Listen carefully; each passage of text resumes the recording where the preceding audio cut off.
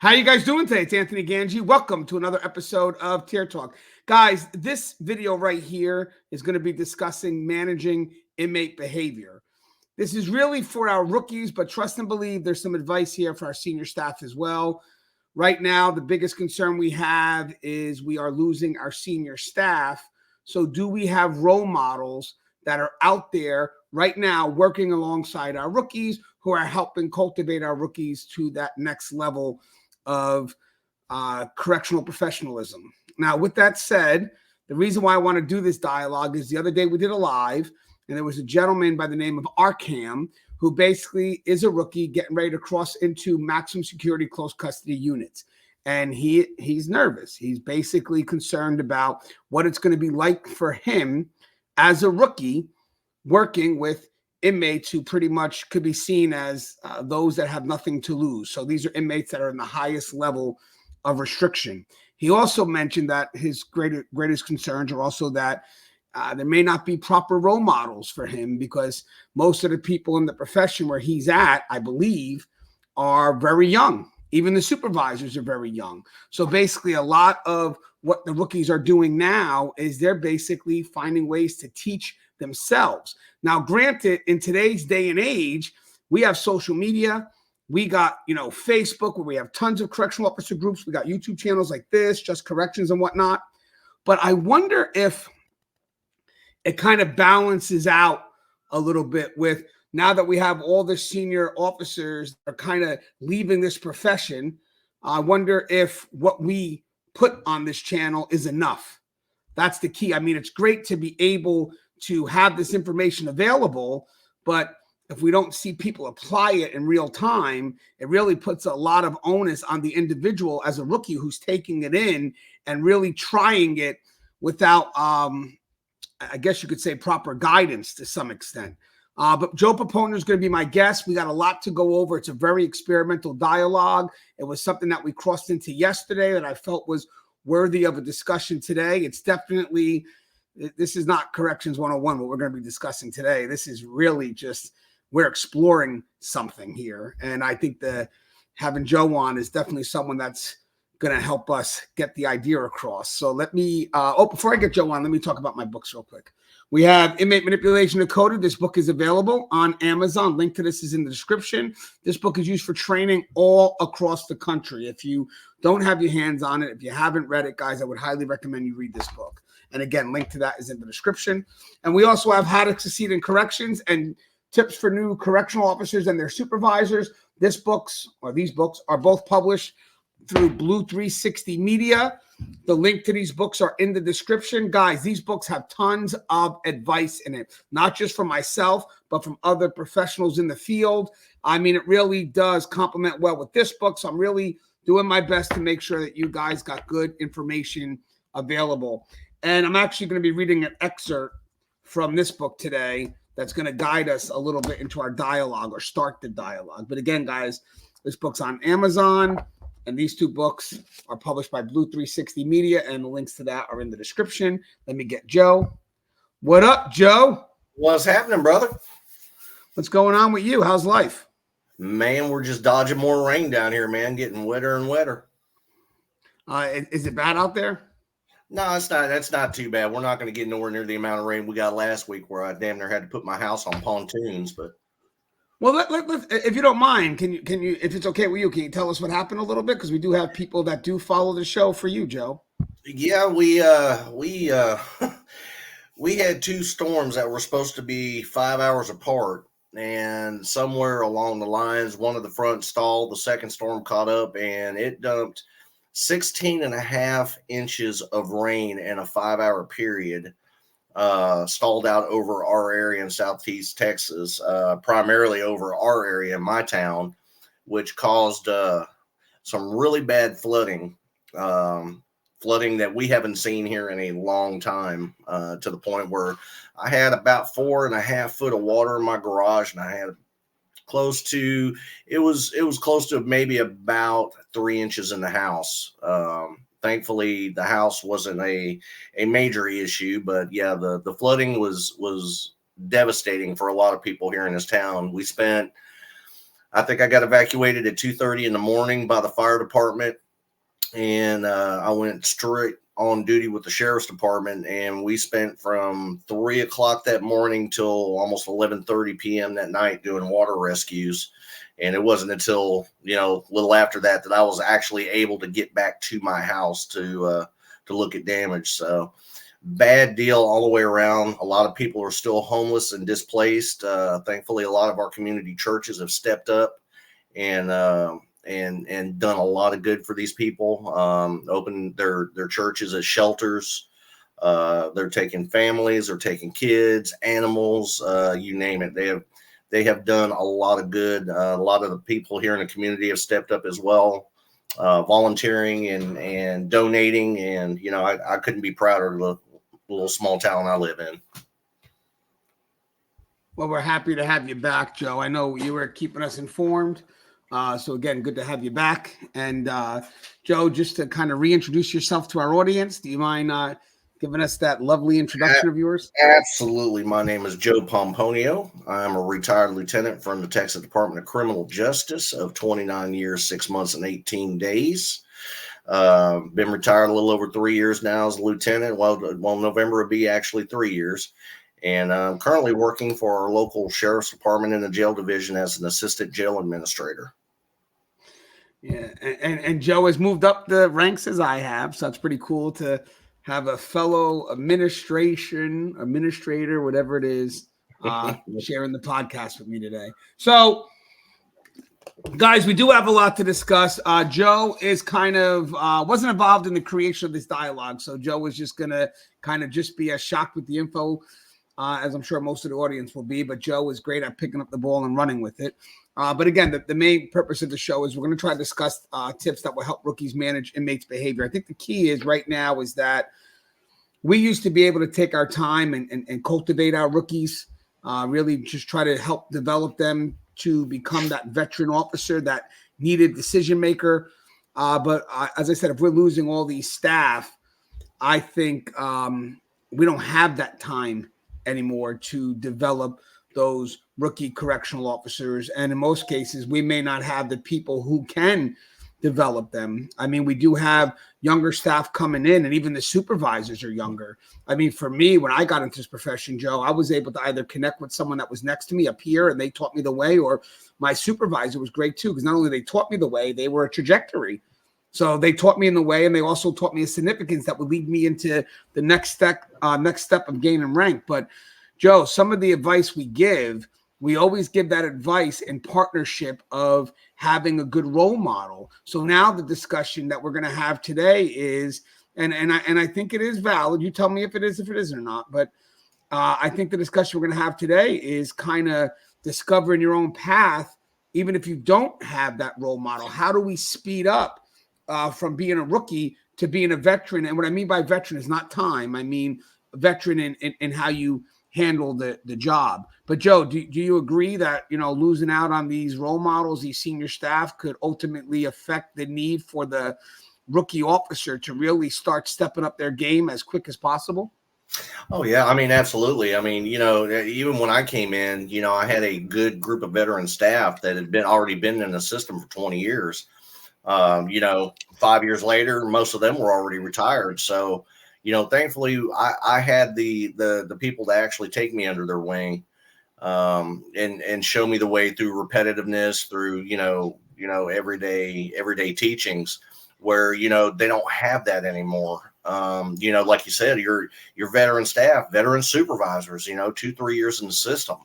And sometimes less than that. I mean, I've had shifts of COs that, the veteran CO that I had on shift was maybe a year to a year and a quarter in the system. So, they don't necessarily have, especially with the short staffing levels and everything that, we've encompassed and encumbered over the years, adding to the plate, things were a lot slower back then. There's a generational shift, not only in our workforce, but there's a generational shift in our custody too. We don't have the older convicts anymore. We have the younger convicts from the streets, even that shifted. So we kind of had to shift our way of teaching too, because teaching staff to maintain custody control over older convicts was a little bit easier than today's custody that we have. They're younger, more energetic, more wild, so there's a heck of a speed bump there for us to get them over that hurdle. And I understand that there's a lot of officers that come in with uneasiness because they don't know how they're going to handle it, and that's okay. It's okay to have that uneasiness. We all came in with that system, came in the system with that uneasiness. The biggest thing now is to take that personal initiative and basically get yourself out there, maintain that custody, get your authority established through, policies and procedures and everyday communication interaction. Yeah. And now, so guys, I'm going to read a passage. This comes from chapter 7 of the new book, Tips for New Correctional Officers. Even though I think there's a later chapter that discusses 4 stages of this process, I thought this was the better chapter just to highlight what it is that we're going to go into. Now, guys, the effort here for this dialogue is to basically help you transition from that rookie officer to a more competent veteran officer. And again, we're not talking about time here. We're just talking about being more, confident in how you manage your authority, how you manage inmate behavior, maybe even understanding, why inmates do what they do. So chapter 7, again, the new book, the chapter is called Creating versus Establish. At the very beginning, there's a quote by Russ. It says, when we look at the difference between a rookie officer and the established grizzled veteran, what we should expect to see in the rookie is an attempt to establish his or her foundation.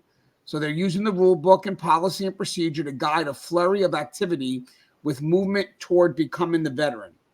The veteran, on the other hand, is more about using what he or she has already built. The rapport, the expectations, the accountability, the discipline is already a known quantity by the inmates of that unit. And on the whole, less energy is needed to keep it in trim and on course. So this is from Russ Hamilton, retired sergeant out of CDCR. And then my passage underneath it says this: be wary, as a new boot in corrections, you'll spend a big portion of your day creating your expectations. As mentioned in my prior writings, before discretion can be employed by a rookie staff, expectations must be laid out between themselves and the inmates in their charge. Expectations being more long-term and to be honest, can only be established once there's an agreed partnership on the boundaries of permissible behavior. Usually those boundaries first surface within the context of the rookie's constant efforts to enforce the rules and regulations within their assigned facility. Again, rule enforcement is needed to set the boundaries, but if this is a place staff choose to remain, they will slowly begin to find themselves pushed into reactionary mode and drained of energy. There is a transition that occurs between constant rule enforcement, which is creating, and expectations, which is established, that navigates the rookie officer onto a path of becoming a credible senior professional. It's a transition that is defined by efforts to exchange the short term, which is the reactionary, for the long term, which is the expectations, the established. As a rookie, your efforts to create your standards of acceptable behavior for the inmates will come across within defined rules and regulations. Again, as a rookie, you must make a constant and continued effort to enforce the rules as you create and translate your expectations to the inmate population. Eventually, the consistency in your patterns of behavior and alignment with your word through time transitions from actively reacting to unspoken governance. The transition goes from creating to establish. Once established, the foundation of your authority, your expectations, is now felt and solidified, but it still must be maintained. This has long-term application and, more importantly, may even carry weight when you are not present. It is through my own experiences, my trial and error, that solidifies this practice of expectations over rule enforcement. For me, I transitioned from creating, so that's the rule enforcement, to expectations established by understanding the strength of your authority comes from the willingness of those that are in your charge. Be advised that willingness does not arise from the constant reminder of the rules and regulations, especially in a world surrounded by those who are more willing to break them. Rather, the strength of your authority comes from expectations that draw from the benefits of what both parties, staff and inmates, will receive.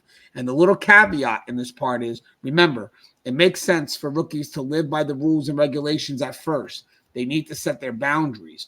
But as they move forward, they must transition from creating to establish. The best way to make that transition is by creating consistency through what is expected and establishing your authority within the boundaries of a higher level understanding of what behavior is permissible and, more importantly, what is not.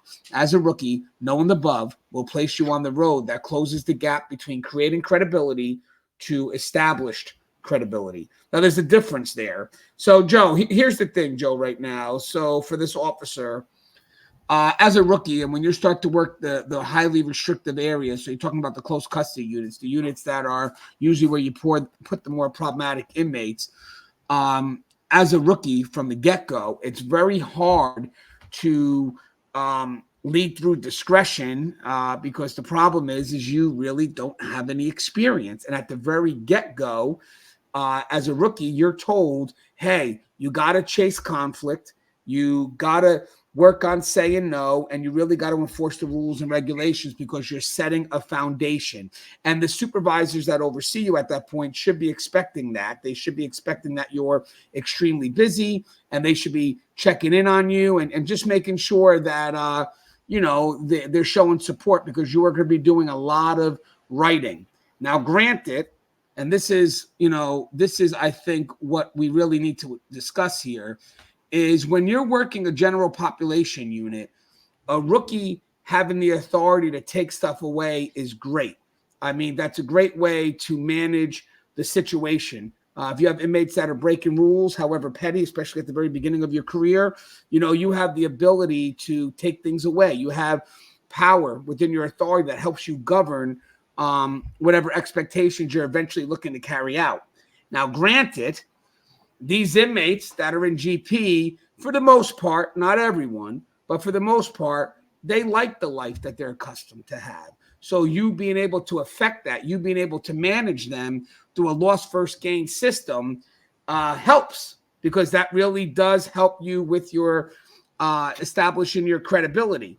Now, with that said, if you are being tossed into a unit that is highly restrictive, in which the inmates don't have a lot to begin with, now your management style shifts from loss versus gain to basically a positive reinforcement system, if you will. So with that said, it's about inmates earning things back. So if you're in a GP setting, the authority to take things away, that's the negative reinforcement, carries a lot of weight because there are inmates there that may be not willing to give up what they're used to. So you can use that to motivate compliance. But when you're already in a unit that is highly restrictive and they don't have much, the governing of that unit is a bit different.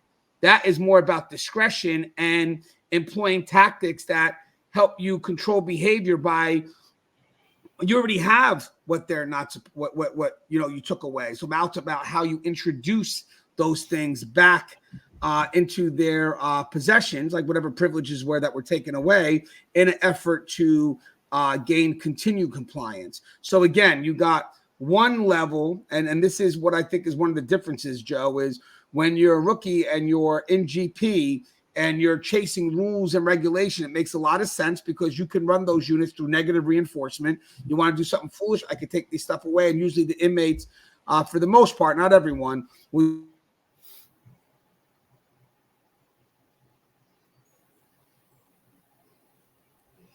Sorry, I lost you for a second.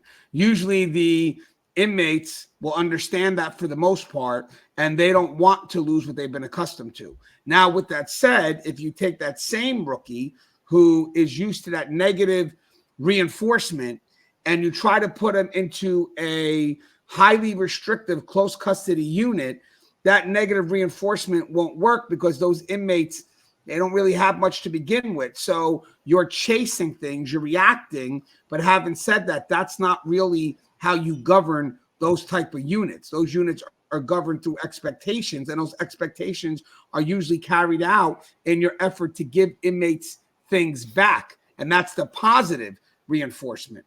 What's your thoughts on that, Joe? Because there's a lot there, but what's your thoughts on that so far? Yeah, and I totally agree. Your two different environments, general population versus your seg or shoe, affected areas.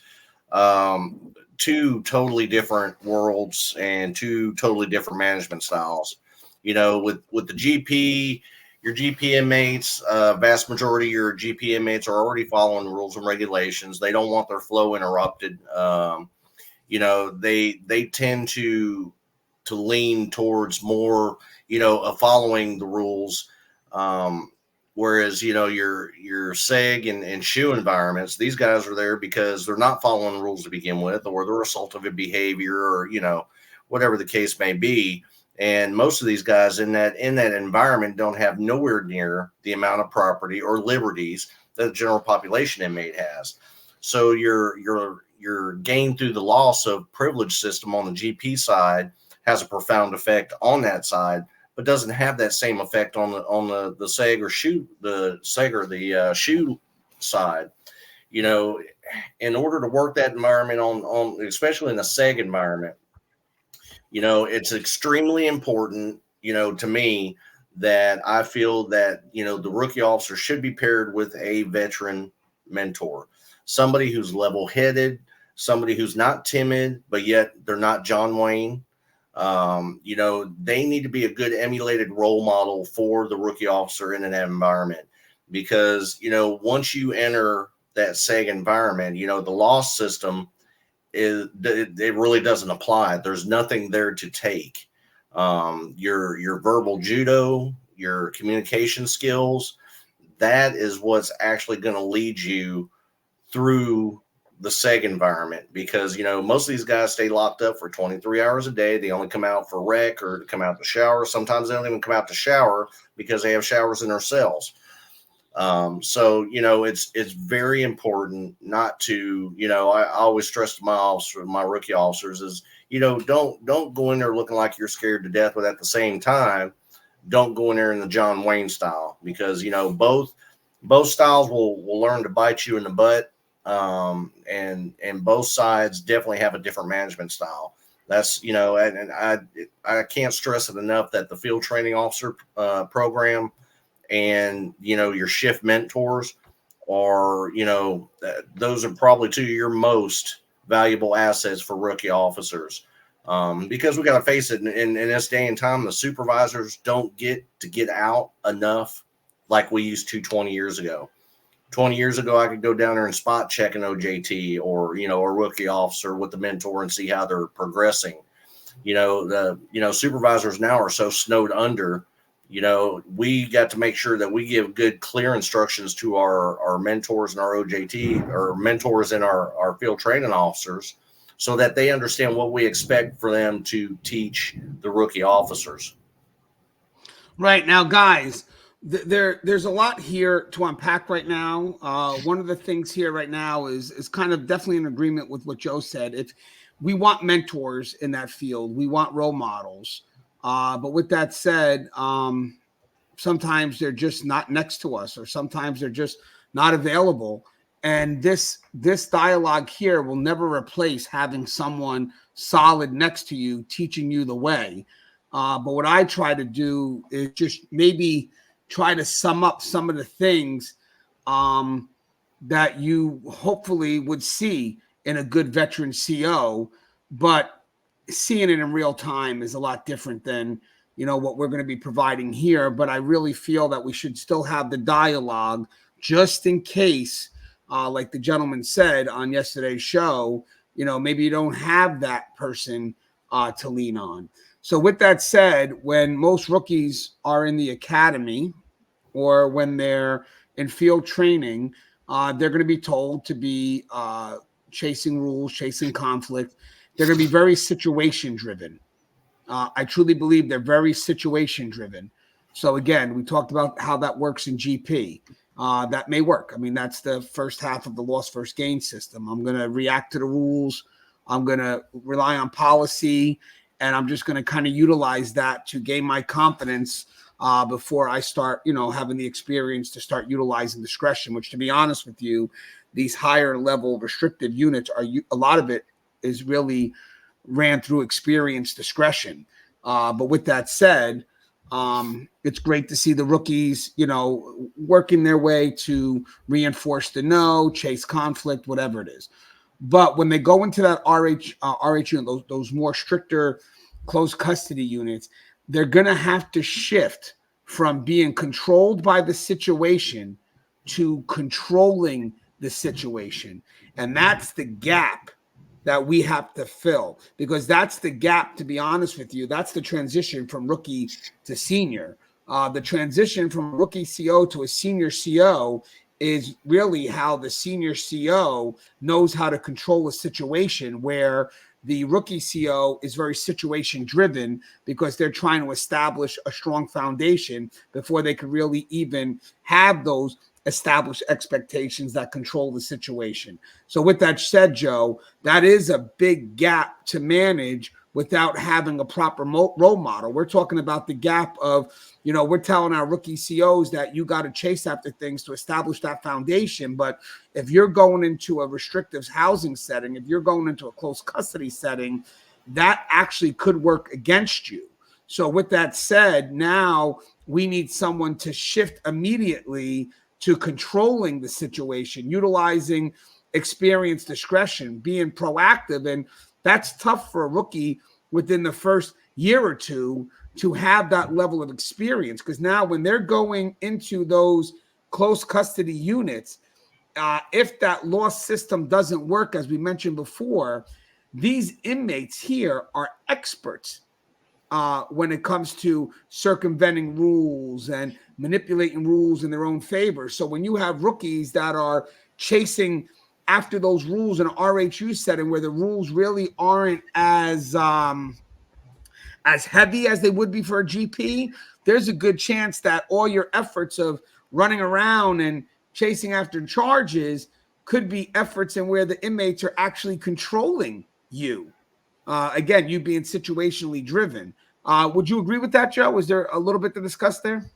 Oh yeah, I mean, absolutely. I mean, going into that environment, you're going to get manipulated somehow. The rookies always will, but that's part of the experience. That's part of the trial and error method. When going into a restrictive housing or a SHU or a SEG or closed custody environment, you'll have that aha moment when you have made a decision after interfacing with an inmate, and you have gotten the desired outcome either by conversation or by situation that you wanted, that's within policy and procedure, without having to involve anybody, but getting to that point, it's pure trial and error. But the biggest factor is going into these areas, don't be a John Wayne, and don't be so timid that you can't make a decision or say no to an offender. It's imperative that you find some sort of consistency in your ability, find some consistency in your performance, in order to gain that experience by interfacing with these offenders. And, when you can start making the decisions on your own in your own work area of closed custody, restrictive housing, or wherever the case may be, outside of general population, when you've gotten to the point where you can make a decision that you have gotten the desired outcome, the desired compliance from the offender, without the use of any kind of force situation, or, that's when individually and to yourself, that's when that you have gotten enough of the basics and enough of the experience of working that area to comfortably make the decisions that you need to keep that area going. Getting there is sometimes, I'm not going to say hard, but difficult, because there's a lot to take in those areas. That your restrictive housing, your SHUs, they're like cities within cities of a penitentiary, and a lot different than your general population, where we normally train, especially in the academies, we train you to interface with people, in a general population setting. These restrictive housing areas are like cities within cities that abide by a much stricter guideline, much stricter rule system, a lot less, loss versus gain there. When you'll know individually to yourself when you're comfortable, but the main thing is consistency. Yeah, right. And Joe mentioned it perfect, guys. The first thing when it comes to a rookie, when it comes to testing their authority, is it's a very hands-on approach. The rookie is testing their authority by utilizing strict rule enforcement. Some would call this perfecting the no. And guys, this is from my most recent book. This initial stage is very reactionary, short-term approach to managing correctional objectives and an effort to gain inmate compliance. During this stage, the reactionary efforts from staff are motivated strictly by the environment. So that's the inmate population. And basically, the rookie knows the rules and addresses the inmate population once those rules are broken. Now, this is really us trying to navigate that overall expectation of the job, which is basically our authority, how we enforce our rules.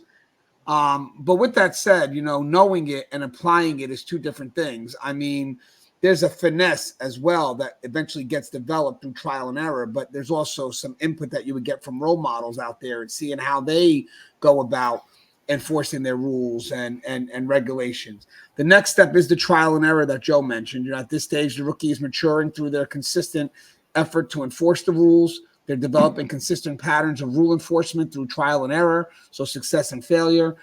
Be advised, this stage still requires a hands-on approach, but not as much as what was required in stage 1 of development.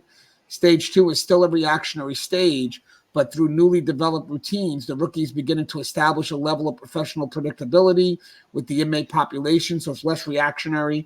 And at this stage, staff's control is starting to balance out with the environment in their efforts to gain compliance and establish themselves. Number 3, because there's 4, is introduction of proactive inmate management. During stage 3, active rule enforcement lessons, so it's less reactionary. Therefore, their management approach has become less hands-on. With the developed foundation, as expressed within the evaluated experiences and lessons learned through trial and error, the officer begins to manage the inmate through an unspoken governance. At this stage, expectations begin to take root as consistent patterns of active rule enforcement have now been translated to the inmate population. The officer is starting to find a heightened level of comfortability and confidence in their level of authority. Eventually, through their own evaluated experiences based on past successes and failures, the officer's management style shifts from active rule enforcement to professional discretion. At this stage, control begins to lean towards staff. Officers now thinking more long-term. And the last one is expectations are established. At stage 4, reactionary management is at its lowest as expectations have now been translated and understood by the inmate population. So unspoken governance is in full effect.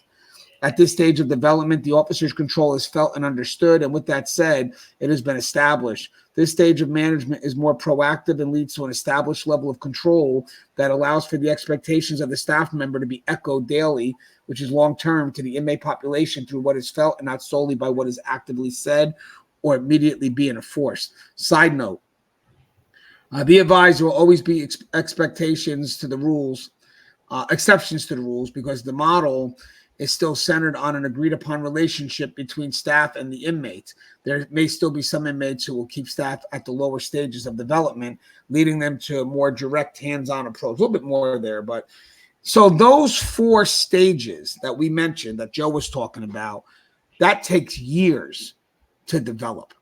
That's years to develop. But if you're being tossed into one of those ACS units, one of those close custody units where, again, it's on the other side of the loss first gain system. It's on the fact that they're trying to get their privileges back. You got to realize there's so many things that you have to bypass in order to truly be effective as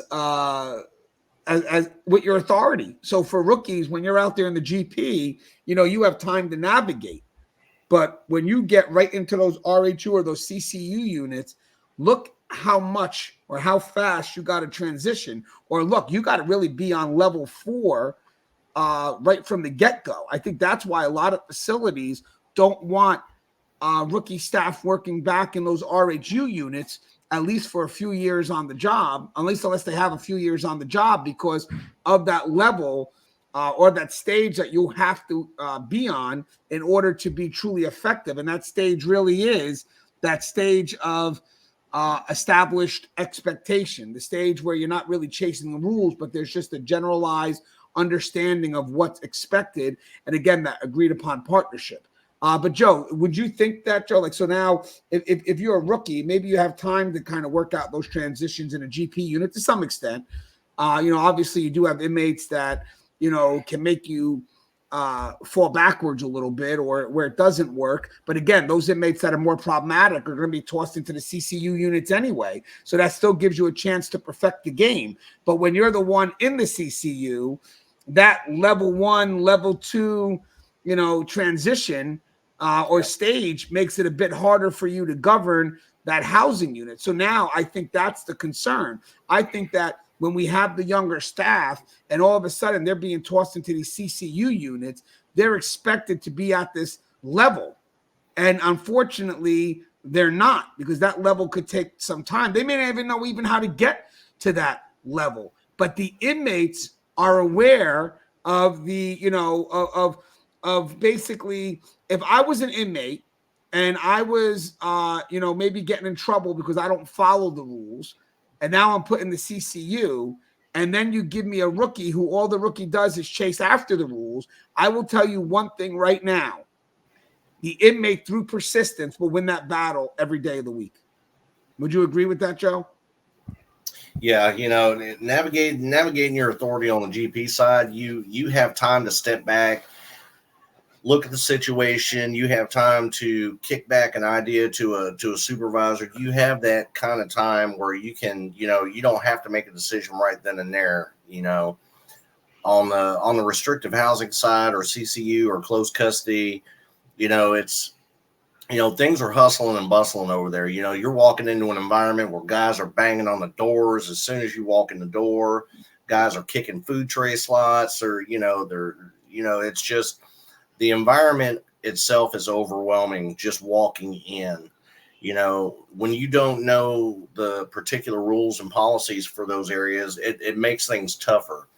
That's why I implore, that, when they get a break in the action, read the post orders, understand what these guys are supposed to have in that environment, because different, in Texas, they have it broke down between level 1, 2, and 3, level 1 being the lowest classification of high security versus level 3, which is the most restrictive. And, those 3 levels have different things that they can have and can't have, and then you still got to understand the area in general, not just the offender population. You got to understand the daily operations of a CCU or a restrictive housing, and it operates in a totally different fashion from general population, because you're mandated to get these guys out for their showers. You're mandated to get these guys out for their recreation. You're mandated to feed them their trays in their cells. You're mandated to make them go to the back of the cell and kneel down before you give them the tray, just for your safety. There's a lot of little things there that fall between the cracks that don't get communicated. And that's why, I tell the rookies, take some personal initiative to look at your restrictive housing plan. They're always back there. They're always there for somebody to refer back to. Look at your restrictive housing post orders. Understand what you're supposed to be doing first before you try to establish your authority, because you can't establish your authority in that setting if you don't know what you're supposed to be doing in the first place. That's why, the basics and the foundation, know what you're supposed to be doing. You have plenty of time to establish your authority. Plenty of time. Don't rush it. Don't rush that process. Give it time. You're not going to be perfect overnight. You're not going to establish your authority overnight. But understand what you're supposed to be doing first before you establish your authority. The offenders back there know that at the end of the day, we have the ultimate say so anyway. What we say goes. They know that. What they have the time to do, because they have nothing else better to do, is look for ways to manipulate you, look for ways to trip you up and gain things through deception. And if you know the policies and procedures for those areas, if you know the ground rules, that gives you a good basis to start to establish your authority. Hey, look out, boss Gangi. I need a extra towel in here. No, you're issued one towel and you're issued a bar of soap. That's all you're going to get. Oh, okay. You're right. You're right, boss. You're right. Mm-hmm. That's how you start to establish your authority, but you got to do it through knowledge first before you start to establish your authority by force. Right. And then now, guys, listen. So as we try to give you guys an understanding, we're basically trying to give you a way to kind of see how this transition plays out. Hopefully, if you begin to recognize it, like Joe said, you know what to look for, and then maybe it does speed up the transition. But having said that, all this stuff does take time because you're trying to figure out what you need to look for. So the advice we're providing here may give you a little bit of a focus where you want to focus. When it comes to managing inmate behavior, as I mentioned, because I took a lot of notes here, we talked about the shift goes from controlling the situation, which is short term. So we talk about active rule enforcement, to trying to manage the inmate's behavior, which is the long term. So one is if you're in the GP, as I said, you may be able to use that negative reinforcement. That's leveraging what the inmate has. But when you're in those RHU, CCU units, the reason why it may require a little bit more experience is because those type of units, when it's the effort to give back, there's some discretion there. That's leveraging what you have. That's leveraging what you have, your discretion, your experience. And then again, so you got one, the takeaway, which is the negative reinforcement, and then you got the earning it back. Now, I want to mention something here, and this is why it matters. Negative reinforcement, taking stuff away really does put control in the staff members' hands. So basically, if I'm running a unit, being able to take things away, I have total control. If someone's going to manipulate me, maybe they'll manipulate me in my effort not to take it away. But if I stay true to what I'm supposed to do, I'm taking it away. I mean, that's it. It's pretty much black and white. But when you work those CCC units, remember, those inmates may have a different mindset. They may be looking for more about comfortability amongst, a lifestyle with having nothing. So positive reinforcement can easily be manipulated. So that can easily be controlled by the inmate population. That's why, again, you want to have the more experienced staff, because here I am, I'm trying to monitor your behavior by giving you things back. So inmates have a reason to want to manipulate that. So having said that, of course, there's going to be a lot of staff that are working those close custody units that could wind up getting manipulated because the inmates there, they want comfort. So now they're pushing for comfort. So they're trying to get, with staff that's going to be a little bit more vulnerable. And staff have to manage those inmates through positive reinforcement. So what winds up happening is staff may wind up just, I guess, to manage the behavior, just giving things that the inmates really don't quite deserve just yet in their effort to try to reinforce positive behavior. So again, positive reinforcement can easily be manipulated. So if needed, it must be controlled when introduced. So again, if I'm a senior staff member, I know exactly when I want to employ positive reinforcement. I know when it's ready for me to give the inmate a chance, again, because I'm either used to the inmate or I just, have dealt with this before. Now, granted, I want to say something, but this is really more towards senior staff, but each inmate responds to positive reinforcement a little bit differently because, some inmates can deal with nothing for quite a long time and some mentally can't. So you have to be wary that time also plays in a factor, because if there's a hope, for some, a hope could be a little bit further out, but for some, the hope may have to be a little bit sooner, because in their mind, 30 days may not be something they can handle. So that's all a partnership with mental health. But it says negative reinforcement introduces control that favors staff. Positive reinforcement introduces control that favors the inmate. Now, general population, as I said, may have more use of negative reinforcement. Closed custody units may have more use of positive reinforcement, but they also can mix. Trust and believe they can mix. If you have inmates that are starting to do good in CCU and then they mess up, you may have to go back to that negative reinforcement and take what you've given them away. But having said that, once you get on the right momentum with an inmate, it still stays into positive reinforcement. And by the way, positive reinforcement is introducing them to stuff that they already should be having had they not gotten in trouble. So it's not a reward system. I don't want people to think it's a reward system. It's not. It's giving them what they should have already, but unfortunately, their behavior, unfortunately, because of their negative behavior, we've taken it away. But with that said, CCU, let's see, may have more use of positive enforcement, but they can mix. Discretion may come in regards to when and how it can be employed. So, Joe, let me go back here because we touched a lot, and I hope you're in agreement. But I think when you work a GP and you're trying to push for negative reinforcement, you're chasing the rules, whatever it is, you're taking stuff away. I mean, that really is a lot of control that staff has. So at that point, I think that game of being able to take things away really does put a lot of control in staff's hands. So that's great. You're a rookie. We're giving you the authority to do all this. Use it carefully. But having said that, that's great. To monitor behavior, they want to be stupid. These are the things that you can do to monitor the behavior. Now, when you're in the CCU setting, it's different. It's giving things back. And I think that's where the game to manipulation can open. Would you agree with that? Oh yeah, absolutely. The offenders in a restrictive housing or a CCU environment, their whole purpose in life is to try to get back something that they lost that they enjoy. For an example, level 3 and level 2 inmates can't have their radios. Level 1s can. If you're level 2, level 3, he's going to try to do everything he can to get reclassified. In order to get his radio back. And then once he gets his radio back, he may go right back to the same behavior that he was exhibiting when he was level 2 or level 3.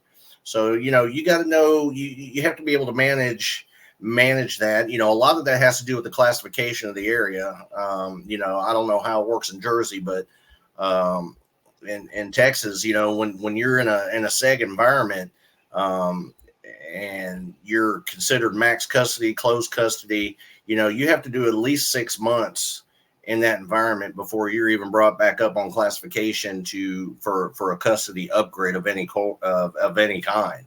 And ultimately they know that if they catch any kind of major disciplinaries, then it resets that 6-month period again. So, they're going to do what they want to do or need to do or have to do in order to try to get some of those liberties back. And it's your job to kind of, I don't want to say facilitate it. I don't think facilitate's really the right word. No, I think that's a good word. Maybe not, negotiate it back with them, through behavioral, through communications. Like I said, at the end of the day, they know that we're going to win regardless. But they're going to manipulate that situation in some way, fashion, or form in order to try to get some of those liberties back. Some of the offenders tire out, and after 30 days, are like, what? I'm not going to do this crap anymore. You got some that are hardcore that can do 2-3 years. I mean, we had gang members that were in SEG environment for close to 15-20 years. They never seen movement outside of their own cell block.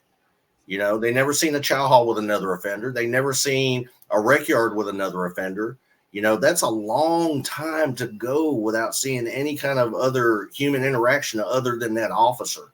And you got some offenders that can do that, and you got some that can't, and that's like Gangi said, that's where you have to bring in outside resources, your mental health, your medical, to try to see what our next course to plot is with this offender. But, especially in a hierarchy and in a tier rated system in a CCU, I don't know, like I said, I don't know how it is in Jersey, but ours has like 3 different levels. When they originally go in, they go in at the most restrictive level, and they have to earn their way back up to the 2 levels to level 1. And then 6 months after that, if they're disciplinary free and their behavior is on point, then the classification team will look at them and see about actually promoting them to a restrictive GP environment instead of a SEG environment. So, there's a lot to absorb there, especially for a rookie officer, because when you walk in the gates of a CCU, you're not going to understand any of that shit.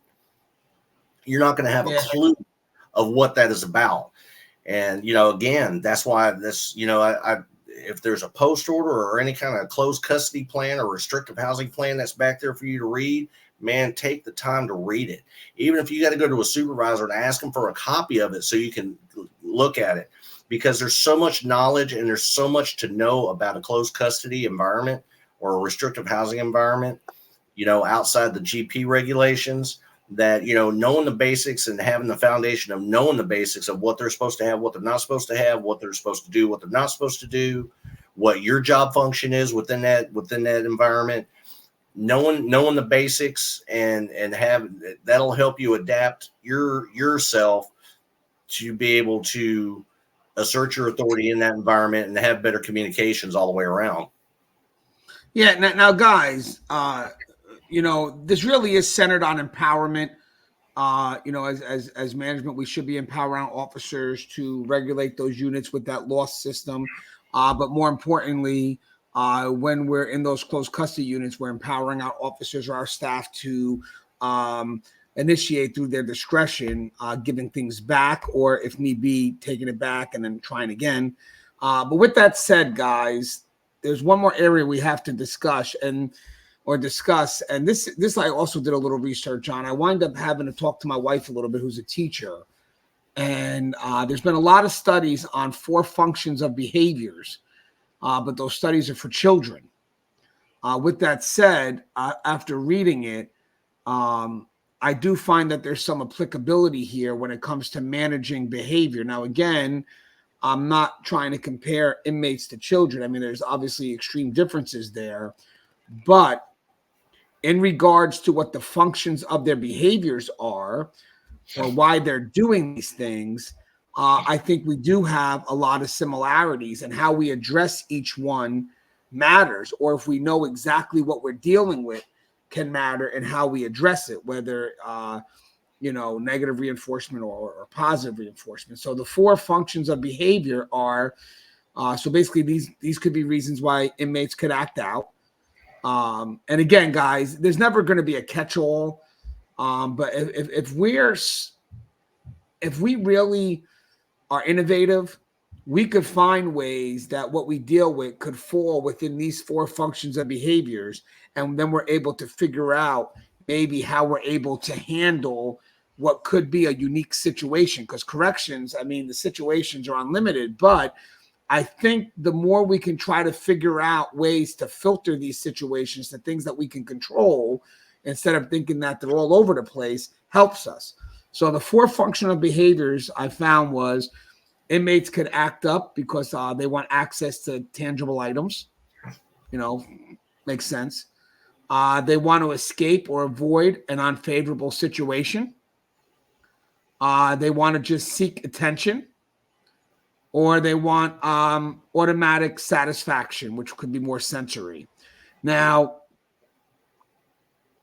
I want to be wary here that sometimes staff's response or lack thereof could also reinforce negative behavior, or wrongly utilizing positive reinforcement knowingly or unknowingly when it should be negative, or vice versa. I'll give you guys an example. When you're working, let's say, a close custody unit, and you have the inmates that are, let's say, blocking windows, and staffs, unfortunately, sometimes may walk by it and just don't want to be bothered with it. And then, the inmate may get a sense of reward behind that. Hey, if I do this, staff doesn't bother me, when you should really be banging on that door every time you do a tour. And then hopefully now, because the inmate put that up to avoid you. That's what they did. So that's one of the functions here. They put that up to avoid you, and you walk by not acknowledging it, and you basically give them what they want, whether you knowingly do it or not. You've given them what they want. So now, if you're looking to get the behavior you want, which is basically telling them to take it down, you're rewarding the wrong behavior. You're rewarding the behavior that allows them to keep it up. That's why you have to go back and be persistent and bang on that thing and say, I'm going to come back every half an hour. You know, we're going to be persistent at this thing until you learn to take it down. Because at the end of the day, the moment you avoid it, even if you've been doing it for 100 times, it doesn't matter. The moment you avoid it is the moment you reward that behavior. So I think it's great when you look at these behaviors, Joe. Think about that, Joe. Functions of behaviors: access to tangible items, escaping or avoidance from unfavorable situations. So again, maybe the inmate doesn't want that interaction with staff. Seeking attention, you know, how you deal with that, and getting automatic satisfaction or sensory. And then, so the problem that we may have may be able to, and this is that helping the rookies figure out how to maneuver from being that rookie to that more veteran staff, is how we address, the problems that we may have may be able to be addressed by understanding the function behind the behavior or the inmate's justification and our efforts at reinforcing what we need to accomplish. So, Joe, as an example, maybe we can give a few examples here. Maybe I'll provide you one of the functions of behaviors, and maybe if you can, maybe you could think of a way that we actually mistakenly keep it going and how it should be addressed. Like I thought for some reason the sheets paint out something. The inmate makes the effort to avoid you, and you give them what they want. So seeking attention. Seeking you got attention. inmates that seek attention. Oh yeah, you got those that are just absolutely bored with their time back there. They got nothing else to do but to harass. And every time you walk by the run, he's got to have a question answered, or he's got to ask a question. Some of these offenders are the ones that just have nothing else better to do. They'll kick their lockers all night long, or they'll bang all night long. The funniest ones are the ones that stop you and ask you minuscule or just stupid little questions every time you walk the run, because they're seeking that attention. They got nothing else better to do. They have nothing to do it with, and you're there. Yeah, and Joe, you know what's funny? Some of these could blend. Let's say you get an inmate that wants an item, whatever it is, and we're telling him no. So he decides to act out and whatever, threaten to hurt himself, whatever it is, in the effort to think that that's going to help us give him the item. So then you get the team that comes in, and they wind up negotiating the behavior, which is really not what you respond to the behavior, you resolve the concern, but you respond to the behavior first, which means, hey, until you calm down, I really don't care what your reasons are. I don't.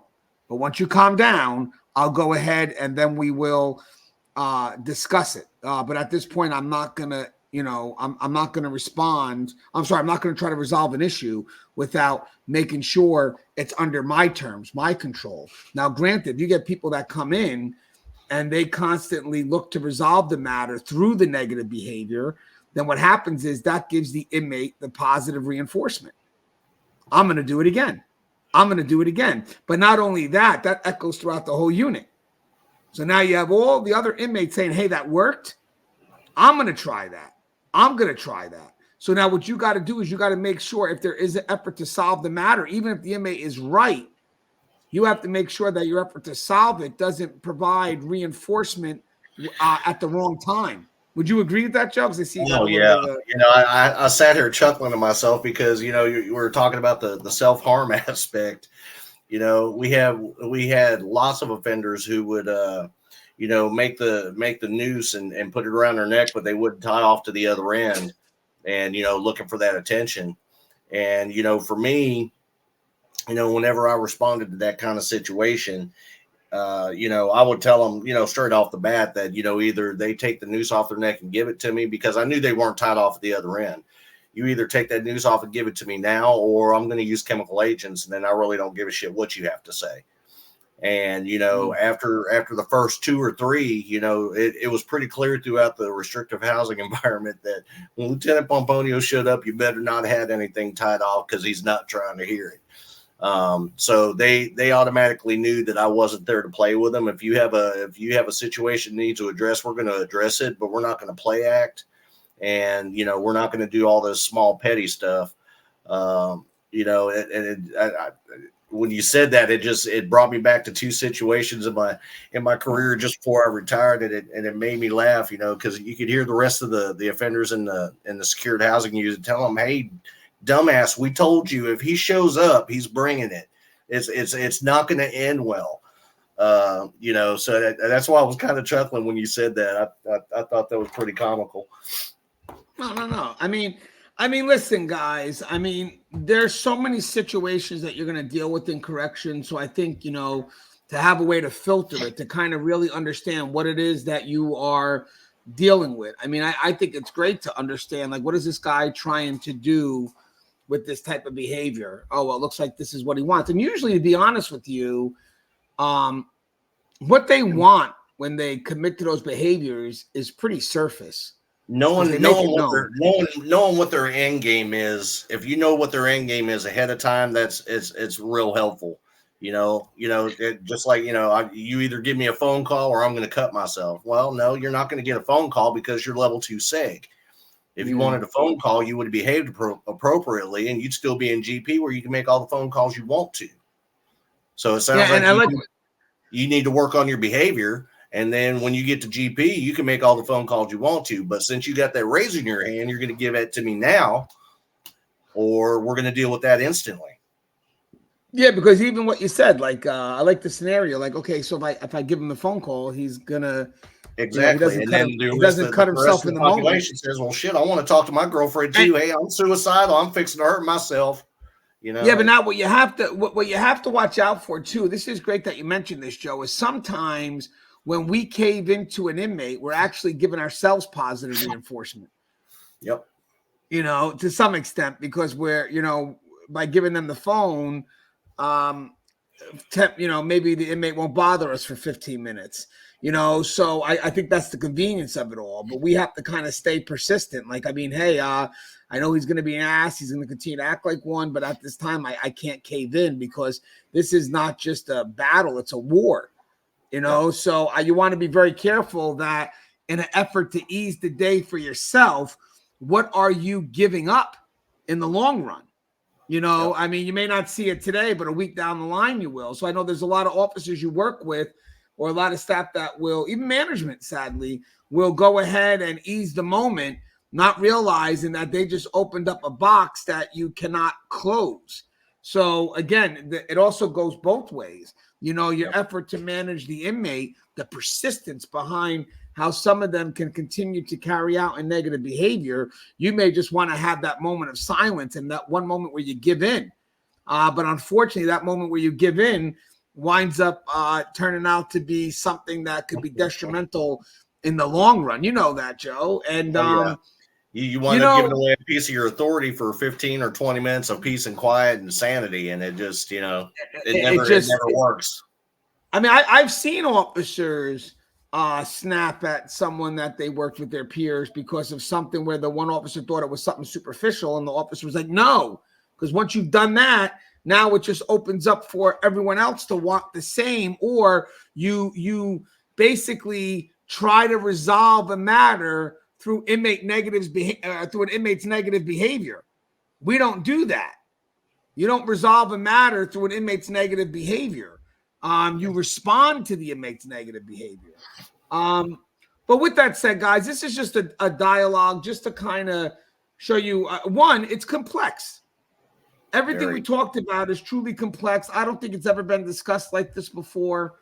I've been kind of racking my head with it, especially after having a dialogue, and I really wanted to get it out there. I mean, was this an A to B dialogue where it was a straight trajectory? No.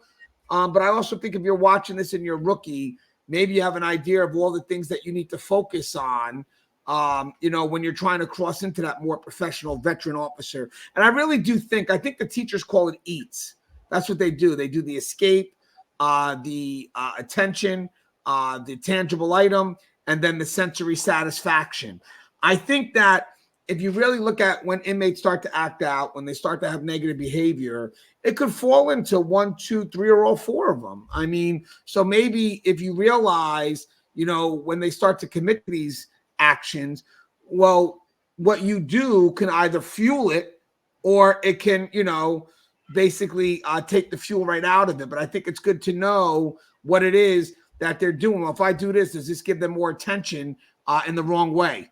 So maybe I don't want to do this. Or as I said, I just kept on thinking of that scenario with the window covered. Yeah, it's annoying because I'm going to bang on the door and they're going to fucking argue and they're going to yell. And now I got to do this every half an hour. So I'm not going to do it. Okay, well, then that's exactly what they want. And then later on, maybe you'll complain like, yeah, now I got 30, 40, 50 inmates with all their windows covered up. Well, how'd that happen? It happened because you stopped responding to the one. And now they all start to cover up their windows. I mean, granted, I think that's the thing in corrections. The thing in corrections is if you let one thing go, how does it branch out? Am I working in the right direction? And I think when it comes to managing the RHU, I think the big part of the discussion here today was those close custody units, like the person mentioned last night in the dialogue, was you got to know the difference of being that rookie who's chasing after the rules and then being that veteran who now has the ability to give things back. You cannot run a close custody unit like you would run a GP. You cannot run a close custody unit totally reactionary and rule chasing. You just can't. It's not run by the pen. And I don't think that's taught in training. I think what happens is they generally tell rookies, yeah, you got to be active. You got to do this. You got to do that. You got to establish that foundation. You got to say no. You got to all do this. And then they expect that no matter where they go, that's going to play out. Well, yeah, maybe here, and here. But whoa, hold on. That doesn't work here. And sometimes you can actually see that conflict with the senior officers and the rookies that are working together in CCU, those close custody units. The senior officer may have a little bit of a established expectation, and then you have the rookie officer where, you know what? Let's do it this way, Joe. Just one more thought before we get to the closing thought. I've done shows in the past where I have told, because now this is actually we grow in our dialogue. I have told senior officers that when you're working with rookie officers, you got to kind of follow their flow, especially in the GPs. If they'd be chasing things and they're writing stuff up, then if that's your partner, you may want to tell the inmates that day, hey, we're going to run it like this because this guy has got to be introduced to that level of authority. So I'm going to support him and I'm going to introduce him to that. But granted, if you're working in those CCU settings, I think that's the time where the rookie officer may have to sit back and watch that senior officer, if they exist, if they have a good role model to watch, and see the finesse behind the management of that unit. Because at that point there, because we're at that extreme, and the only way to manage these inmates is really not through loss first gain, but rather it's through, providing them those, I would say loss first gain, but loss on one side, gain on the other, but basically reintroducing them to the privileges. That's how you run those type of units. So I don't want to tell the officer there as a rookie, hey, go in, balls to the wall and write up everything and all this other stuff when that's not really effective at all in that type of style. Now I'm going to really need you to sit back and watch how I roll, because how you were in GP will not work here. And I truly believe that at this point here, you're going to have to kind of see what I do, see how I roll. And at this point here, try to manage the inmates a little bit differently. What's your thoughts on that, Joe? Would you agree to that? Yeah, I wholeheartedly agree. I think in a GP environment, you can let a rookie take the lead and, let them find their faults through discovery. In a CCU or restrictive housing environment, I do not think that a rookie should be given the lead to go in and just go, balls to the wall. I think they need to actually sit back and observe the area, observe, the operations of the area, observe the inmates, know the offenders. The more you can discover about them before they discover about you is a good thing. Watch that veteran officer as, how they operate. And it'll give you a better idea of what will work and what won't work, because the authority style and the authority style in a GP environment. I'm not going to say it all won't work over there in a SEG environment, but a lot of it won't work over there because you have more of an open dialogue verbally, with the GP offenders than you're going to in a restrictive housing environment. That's true, Joe. Now, Joe, you have anything you'd like to say in closing? Yeah, I mean, for the rookie officers going into a SEG or or any environment, period, there's going to be a uneasiness. Everybody walks in not feeling real confident in their ability to do that job in that area. We all had that pit in the gut of our stomach, thinking, how am I going to manage all this? Our veteran officers became veteran officers because they were rookies with initiative. They were rookies with the want tos and the willpower to learn how to do the job, to know about the job, read about the job, and understand what the job is. That's how we become veterans. We become veterans through trial and error. We're going to make mistakes. You're going to make mistakes. It's just part of the job. It comes with the territory. Trial and error, not only in just the job, but trial and error in dealing with offenders, trial and error in rule enforcement. You're going to find that some things work better than others. You're going to find that some things don't work better than others. It's that kind of experience and that kind of knowledge and that kind of observation of not only yourself, but the area is what gives you that experience. And, years down the road is what makes you that veteran officer. So soak in everything that you can about the area first. Know the area, know the basics, know your foundation, know what's supposed to be happening in that area at what time, how often, know all that while you're observing the officer in that situation or in that environment, performing their job functions. I'm not saying emulate them, but take something from that to understand how and why they have gotten the respect and the authority that they do, but do it safely. I love that, Joe. And I think today's dialogue, guys, is just to get to introduce you where you need to focus. I mean, guys, everything we said, you still hopefully have a role model that you can see do it. But I think what we did today was kind of, showed you where to look. Again, it was a dialogue that we just developed in the moment. I'm sure it's not perfect, but I do think it really expressed some good thoughts that you could work with. It's just something we came up with on the fly, or I did, and Joe was nice enough to come along with me on the ride on this one. But again, the key is this is where you would look, I believe, if you're looking to start moving forward from rookie to that veteran. As always, guys, the show is Tiered Up. If you haven't, please subscribe, interact, engage, comment, hit that bell. Bell's going to notify every time I post a video. Stay safe.